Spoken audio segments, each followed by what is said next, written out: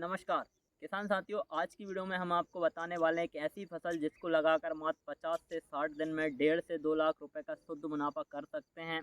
और किसान साथियों, परंपरागत फसलों में जो नुकसान हो रहा है और किसान भाई काफ़ी ज़्यादा घाटा खेती से उठा रहे हैं, तो उन सभी किसान भाइयों के लिए यह वीडियो काफ़ी ज़्यादा अच्छा होने वाला है और काफ़ी फ़ायदेमंद होने वाला है, क्योंकि आपको यह वीडियो में वह फसल की जानकारी मिलने वाली है जो मात्र 60 से 65 दिन में आपको 2 से 2.5 लाख रुपए का शुद्ध मुनाफा करके देने वाली है। तो वीडियो को अंत तक ज़रूर देखें, वीडियो को बिल्कुल भी स्किप मत करें। और चैनल पर नए हो और अभी तक चैनल को सब्सक्राइब ना किया हो तो भैया चैनल को सब्सक्राइब ज़रूर करें, घंटी वाले आइकन को ज़रूर दबाएं, जिससे कि आने वाले वीडियो का नोटिफिकेशन आपको मिले और आप उसका लाभ ले सकें। मैं हूं निखिल रजक, स्वागत करता हूं आपका आपके पसंदीदा यूट्यूब चैनल खेत किसान और गाँव में। किसान साथियों, आज की वीडियो में हम बात कर रहे हैं खरबूजे की खेती के बारे में। खरबूजे की A to Z जानकारी आपको इस वीडियो में मिलने वाली है कि हमें खरबूजा किस तरीके से लगाना है, कब लगाना है, कौन से बीज का प्रयोग करना है और खरबूजा लगाते समय हमें कौन कौन सी सावधानियां रखनी है, कौन सी तकनीक का प्रयोग करना है, जिससे कि हमें कम समय में कम लागत में अच्छा उत्पादन मिल सके। हाँ साथियों, सबसे पहले हम बात करते हैं कि खरबूजे की खेती करने के लिए हमें कौन सी मिट्टी का चयन करना है और समय का चयन हमें कैसे करना है। तो किसान साथी, यदि हम बात करें खरबूजे की खेती और अच्छा उत्पादन लेने के लिए मिट्टी की बात करें, तो बालुई दोमट मिट्टी जो होती है वो काफ़ी ज़्यादा अच्छी मिट्टी मानी जाती है। बालुई दोमट मिट्टी में यदि आप खरबूजे की सीड सोविंग करते हैं, खरबूजा लगाते हैं, तो वहाँ पर जो प्रोडक्शन है वो ज़्यादा आता है। और सभी तरह की मिट्टी में आप खरबूजे की खेती कर सकते हैं, जैसे कि काली मिट्टी, दोमट मिट्टी या रेतीली मिट्टी है। सभी तरह की मिट्टी में आप खरबूजे की खेती कर सकते हैं।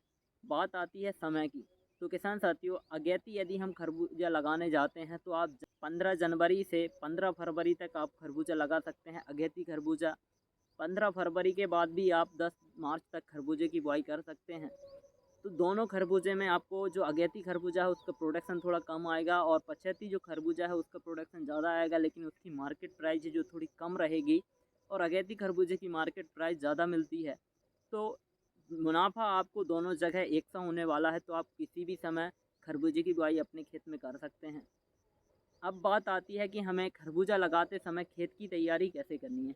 तो किसान साथियों, जैसा कि हम सब जानते हैं कि खेत की तैयारी बहुत ज़्यादा ज़रूरी होती है फसल से अच्छा उत्पादन लेने के लिए।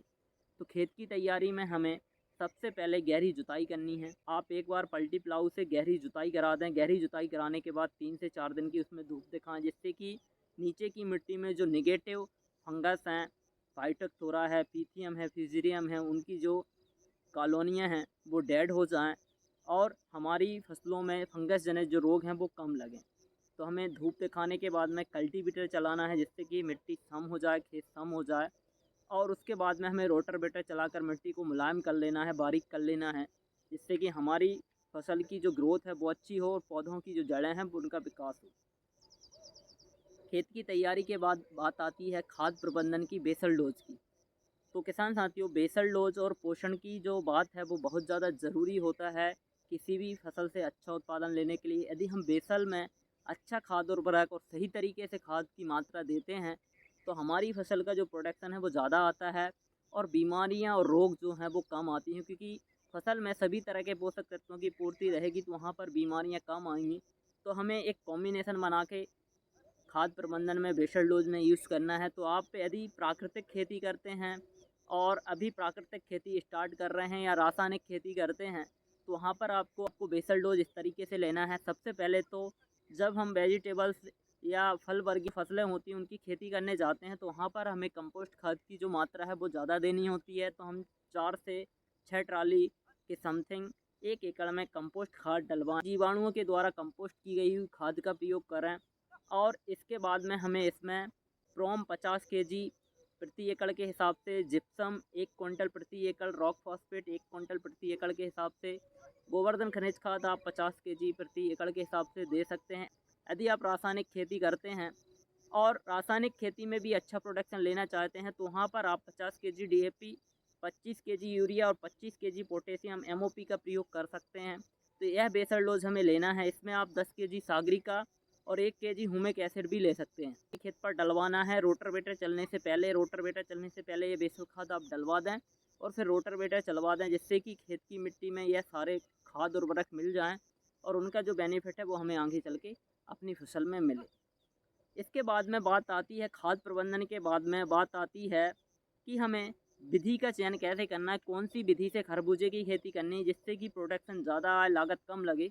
तो किसान साथियों, विधि में यदि हम बात करें तो वैज्ञानिक और नई तकनीक से यदि आप खरबूजे की खेती करते हैं तो उसका जो प्रोडक्शन है वो बहुत ज़्यादा आता है। 250 से 300 क्विंटल प्रति एकड़ तक खरबूजे का उत्पादन आता है।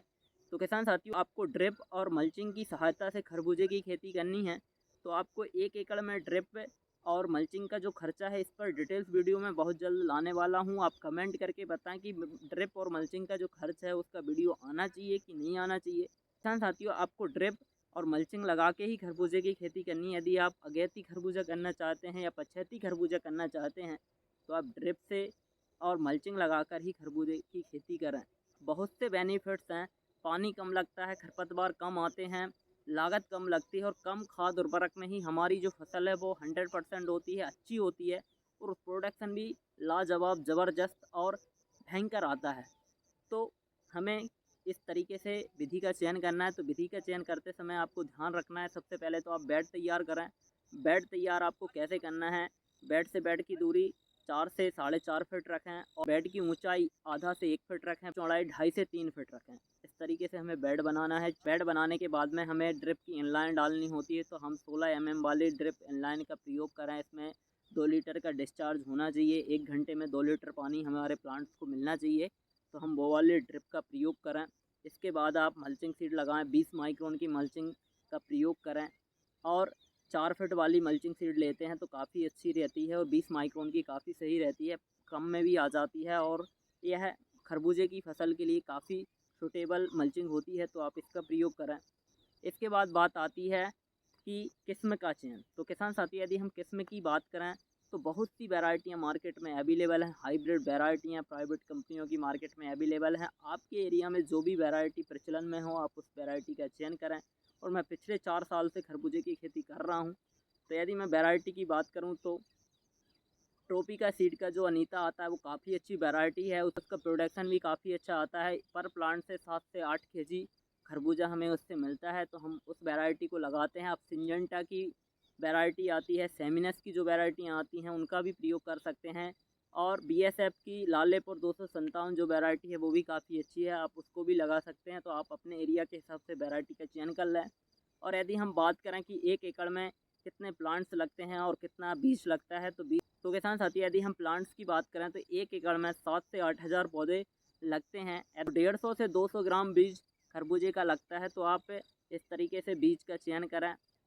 बीज से बीज की दूरी जो है वो 1 से 1.5 फीट रखें, जिससे कि खरबूजे की जो फसल है वो अच्छे से ग्रोथ कर पाए, पौधे अच्छे से चल पाएँ, साइड ब्रांच अच्छे से निकलें। तो हमें इन चीज़ों का ध्यान रखना है। अब बात आती है कि हमें बीज कैसे लगाना है। तो किसान साथियों, सबसे पहले आप बेडों को गीला कर लें। 2 दिन पहले आप ड्रिप को अच्छा चला दें ताकि बेड पूरे गीले हो जाएं। उसके बाद में आप 1 दिन बेड में नमी को जो कम हो जा इसके बाद आपको सीड सोविंग करनी है। जब आपके बेड की जो नमी है वो थोड़ी कम हो जाती है, मॉइस्चर कम हो जाता है, तो आप सीड लगा दें। और सीड की गहराई आपको आधा से 1 इंच रखना है, जिससे कि जर्मिनेशन जल्दी हो और पौधों में किसी भी तरह का कोई भी फंगस देखने को ना मिले। और ज़्यादा नमी हमें शुरुआत में नहीं रखनी है, हमें कम नमी रखनी है, पानी हमें सीमित मात्रा में देना है, जिससे कि डंपिंग ऑफ या उक्टा रोग की जो समस्या है वो ना हो, कलर रोड की समस्या ना आए। और जब हम पानी दें तो हम इसमें ट्राइकोडर्मा जो फफूंद भक्षक आता है उसको हम मल्टीप्लाई करके अपनी फसल पर 200 लीटर को देते रहें, जिससे कि फंगस जनित जो रोग रहते हैं वो कंट्रोल रहें और हमारी जो लागत है वो कम हो। यदि हम खाद्य प्रबंधन की बात करें और खाद्य शेड्यूल की बात करें कि खरबूजे में हमें कब कब क्या क्या देना है और प्राकृतिक के जो फार्मूले हैं वो क्या क्या देने हैं और रासायनिक में हमें क्या क्या खाद्य उर्वरक देने हैं, तो किसान साथियों कमेंट करके बताएं, तो मैं उस पर भी डिटेल्स वीडियो ज़रूर लाऊंगा। यह वीडियो ज़्यादा लंबा हो जाएगा, इसी के लिए आज की वीडियो में बस इतना ही। यदि वीडियो पसंद आया हो, वीडियो में दी गई जानकारी आपको अच्छी लगी हो, तो वीडियो को लाइक करें, अधिक किसान भाइयों तक शेयर करें और वीडियो में कमेंट करके बताएं कि वीडियो कैसा लगा। और चैनल पर नए हो और अभी तक चैनल को सब्सक्राइब ना किया हो तो भैया चैनल को सब्सक्राइब ज़रूर कर लें, घंटी वाले आइकन को ज़रूर दबाएँ, जिससे कि आने वाले वीडियो का नोटिफिकेशन आपको मिले और आप उसका लाभ ले सकें। धन्यवाद, मिलते हैं नई वीडियो में, जब तक के लिए जय जवान जय किसान।